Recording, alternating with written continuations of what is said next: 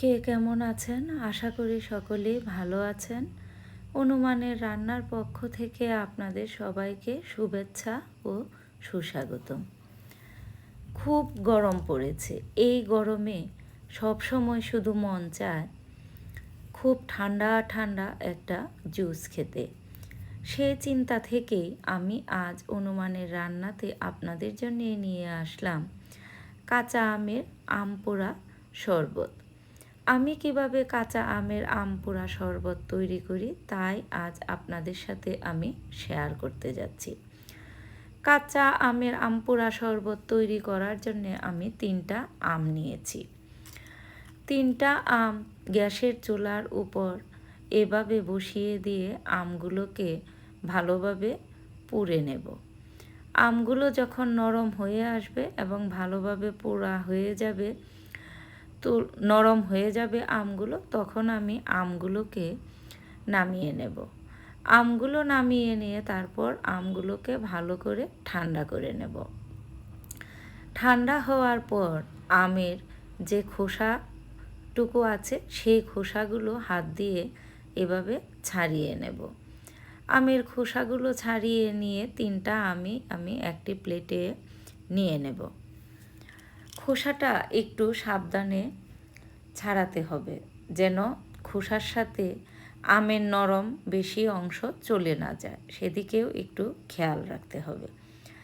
সবগুলো আমের খোসা যখন ভালোভাবে ছাড়ানো হয়ে যাবে তখন একটি প্লেটে আমি 3টা আমকে নিয়ে নেব। 3টা আম নিয়ে আমের যে ভেতরে আটিটা আছে সেই আটিটা হাতের সাহায্যে এভাবে আমের আটিটা ফেলে দেব। আমের আটিটা বের করে আমের শুধু নরম অংশটুকুই রাখবো আর আটিগুলো ফেলে দেব। আটিসহ আমের শরবত করা যাবে না, তাহলে খেতে ভালো লাগবে না। আমের আটিটা তো তেতো তেতো লাগে। আমের আটিগুলো ফেলে দিয়ে আমি নরম আমটাকে এভাবে সুন্দরভাবে একটা পেস্ট তৈরি করে নেব। এই শরবতটা আপনারা ইচ্ছে করলে ব্লেন্ডারও তৈরি করে নিতে পারেন। আমার কারেন্ট ছিল না তাই ব্লেন্ডারে না, আমি এভাবেই হাত দিয়ে শরবতটা তৈরি করে নিয়েছি। যে যতটুকু মিষ্টি খেতে চান সেই অনুযায়ী মিষ্টির পরিমাণটা দিবেন। মিষ্টির পরিমাণটা নিজেদের পছন্দ অনুযায়ী দিবেন। আমি চিনি দিয়ে দিলাম। তারপর আমের নরম অংশটুকু দিয়ে সামান্য একটু পানি দিয়ে চিনি আর আমের মিশ্রণটা ভালোভাবে মিশিয়ে নিলাম।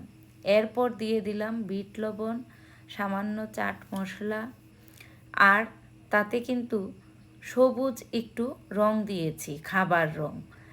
শরবতটা সুন্দর দেখার জন্যে আমি সবুজ রং দিয়েছি। যেহেতু কাঁচা আম দিয়ে শরবতটা তৈরি করেছি তাই সবুজ রংটা দিয়ে দিলাম। আর দিলাম গোলমরিচ গুঁড়া। এর আগে একটু সরিষা বাটা দিয়ে দিয়েছি। সরিষা বাটা ও সবুজ রং আপনারা যদি কেউ দিতে না চান তাহলে এ দুটো জিনিস বাদ দিয়ে দেবেন। লেবু পাতা দিয়েছি একটা, সেটা সুন্দর একটা সুগন্ধ আসার জন্যে। তারপর এই শরবতটাকে এভাবে একটা চালনির সাহায্যে ভালো করে চেলে নিয়ে নিলাম। আপনারা যদি ব্লেন্ড করতে চান তাহলে তো এভাবে শরবতটা আর চেলে নেওয়ার কোনো দরকার পড়ে না। আমি ব্লেন্ড করিনি, তাই শরবতটা যেহেতু হাতে বানিয়েছি সামান্য একটু তো দানা থাকে, সেই দানাটা যেন মুখে না লাগে তাই আমি শরবতটাকে চেলে নিয়ে নিলাম। আশা করি আপনাদেরও খুব ভালো লেগেছে। একবার এভাবে বানিয়ে শরবতটা খেয়ে দেখবেন, কি শান্তি কি শান্তি। গরমে এইরকম আম পোড়া শরবত খেতে কিন্তু খুবই সুস্বাদু।